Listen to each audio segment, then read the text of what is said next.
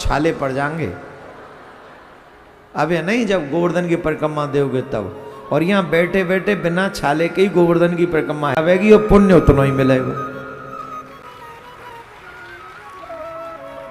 और जब जहाँ ते जाओगे तो टम्पू वारो ज्यादा किराया ले लेगो तुम पे थे सही में। तो माघ महीना चल रहा है, इतना सुंदर अद्भुत कृपा है ठाकुर जी की, उसका लाभ लो। कहाँ जाके वहां चलो। तो एक और सुंदर लीला हमारे ठाकुर जी ने की, ब्रजरज को भोग लगायो। सब ब्रजवासी बोले अरे मैया का अपने छोरा है, तू माखन ना दे, देखियो तेरे छोरा ने माटी खाई है। तब कन्हैया ते मैया ने पूछी, चोरे कन्हैया का तेने माटी खाई है? तो कन्हैया बोले मैया नाहम भक्षित बानम्ब सर्वे मिथ्या विसंसनी यदिस्ता सत्य गिरस्तर ही समक्षम पश्चिमे मुखम। मैया मैंने माटी नहीं खाई है, ये सब ब्रजवासी झूठ बोल रहे हैं। तो ये मेरी बातन पे विश्वास ना होए तो मेरो मुख खोल के देख ले। मैया बोली ठीक है चलो मुख खोल के दिखा। तो कन्हैया ने जब मुख खोल के दिखायो तो कन्हैया के मुख में पूरा ब्रह्मांड को दर्शन भयो, पूरे ब्रह्मांड को दर्शन। मानो श्री कृष्ण कह रहे हो कि तुम ये मत समझो कि मैं सिर्फ ब्रजरज का भोग लगा रहा हूं, मैं साधारण बालक हूं। ये पूरा ब्रह्मांड मेरे ही अंदर उपस्थित है, मेरे ही भीतर उपस्थित है। ये सब मेरे भीतर। मैया डर गई, जिको है ये मेरो लाला है कि कोई और है।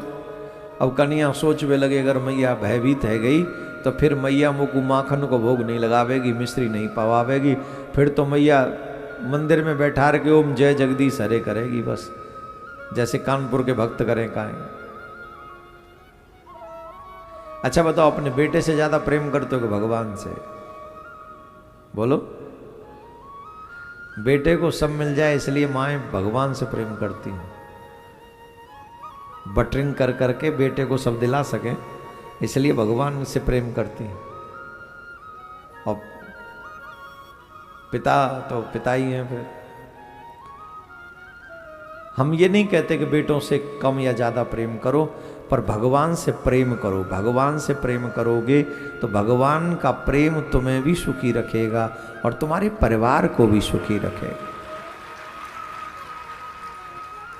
सच्ची ये सत्य है, ये सत्य है। भगवान का ही तो प्रेम प्रेम है, संसार का प्रेम तो छलावा है। सब छल के निकल जाते हैं। अपनी जरूरतें पूरी करने के लिए लोग प्रेम करते हैं, प्रेम का तो नाम लेते हैं, प्रेम तो करते ही नहीं है, नाम लेते हैं बस प्रेम का। मेरे प्यारे, एक दिना की बात है, एकदा गृह दासी सो यशोदानंद गेहनी कर्मंतर नियुक्तासु निर्मंथम स्वयं दधी। ये लीला हम सबको सुननी चाहिए। भगवान की जितनी सेवा हो सके स्वयं से करें। आजकल हम लोग बाजार का भोग भी लगा देते हैं भगवान को। जो वस्तु लाते हैं वो बाजार से लाते हैं और भगवान को समर्पित कर देते हैं। इसमें तो तुम्हारे धन का ही प्रदर्शन है कि नहीं?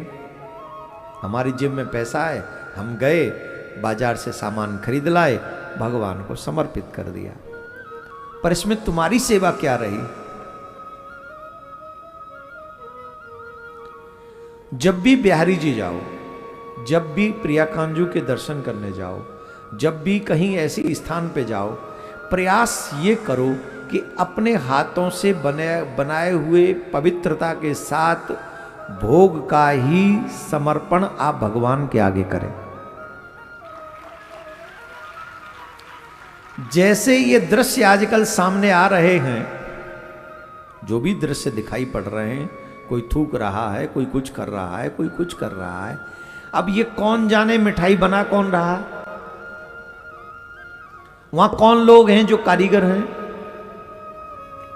और वो कारीगर कैसे बना रहे हैं?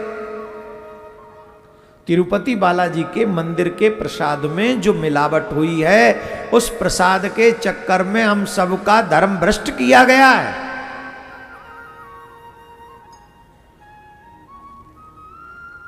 पशुओं की चर्बी तक उसमें आ गई। अब बचा क्या है बताइए जरा, कि ये बचा है हमारा, ये बचा है हमारा, बोलो। और इतने लोग कथा सुनने वाले हैं। जब दिल्ली में धर्म संसद हुई, सबको पता था, हमारे शिष्य नहीं पहुंचे वहां। औरों की तो बात छोड़ो। हालांकि हमने कहा भी नहीं कि तुमको आना ही पड़ेगा, हमने ऐसा नहीं कहा। पर क्यों मुझे कहना पड़े, जो दर्द मुझे है वो तुम्हें क्यों नहीं है? अगर मैं अपने कृष्ण से प्रेम करता हूं, उसके हृदय से इतनी कथा सुन रहा हूं, उसी भगवान की पूजा में इतनी दखलंदाजी कोई करे कि भगवान के प्रसाद में पशुओं की चर्बी खिला दे, और फिर भी मुझे लगे कि इट्स ओके। भगवान को क्या हम ये खिला सकते हैं? इसका ध्यान कौन करेगा? हम जो बाजारों से सामान लाकर भगवान को परोस रहे हैं, वो कितना पवित्र है। ये अभी बदला है सारा सिस्टम 20-25 सालों में। उससे पहले बाजार की चीज का भोग कभी भगवान को नहीं लगता था। अब तो पता नहीं क्या सिस्टम चल पड़ा है। अब तो सब कुछ बाजार से ही ले जाते हैं, घर से कुछ बनाते ही नहीं है। उचित नहीं है, अनुचित है। मैया यशोदा अपने कन्हैया के लिए, दास दासियों की कोई कमी नहीं है ब्रज में, कोई कमी नहीं है। बाबा के घर में कोई कमी है का? बाबा कौन है? नंद भवन को बाबा जो है, नंदगाम को, ब्रज को राजा है। वहां के घर में दास दासीन की कमी है का? ना है, कोई कमी ना है। फिर मैया यशोदा अपने हाथंते दधि मंथन करे कन्हैया के काजे। जितनी भी देवियां यहां बैठी हैं, माताएं बहन बैठी हैं, इस बात को नोट करो, सावधानी से इस बात को सीखो। अपने पति और अपने पुत्र को जितना ज्यादा हो सके अपने घर का भोजन कराओ, बाहर का भोजन करने से रोको। आपके बच्चे घर का भोजन करेंगे तो मर्यादा का पालन करेंगे, आपके पति घर का भोजन करेंगे तो मर्यादा का पालन करेंगे।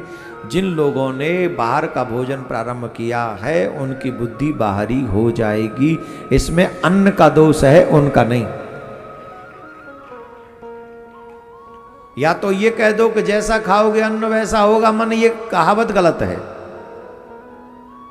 जब से हम लोगों ने बाहरी भोजन करना शुरू किया, तब से अपनी मानसिकता देखो कैसी हुई है।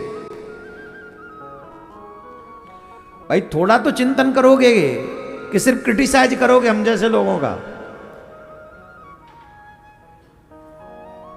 सिर्फ क्रिटिसाइज ही करना है हमारा? चिंतन करो, सर्वे करो। जो घर का ही भोजन करते हैं उनकी मानसिकता कैसी होती है, और जो बाहरी भोजन करते हैं उनकी मानसिकता कैसी होती है। इन दोनों का सर्वे करवाया जाए, अच्छे लोगों से सर्वे करवाया जाए। आपको अधिकांश प्रॉब्लम जो इन घरों में मिलेंगी, वो बाहरी भोजन करने वालों के घरों में मिलेंगी। जो घर का भोजन करते हैं उनके घर में ज्यादा प्रॉब्लम दिखाई नहीं पड़ेंगी, घर में रिश्ते परिवार टूटने की। और दुख की बात तो यह है, आजकल माता बहन खुद कहती हैं आज मेरा भोजन बनाने का मन नहीं है, आज चलो बाहर खा के आते हैं। चलो जी बाहर खा आएंगे, दे आएंगे 2-4 हज़ार रुपया होटल वाले को, ले आएंगे 2-4 बुरे विचार वहां से।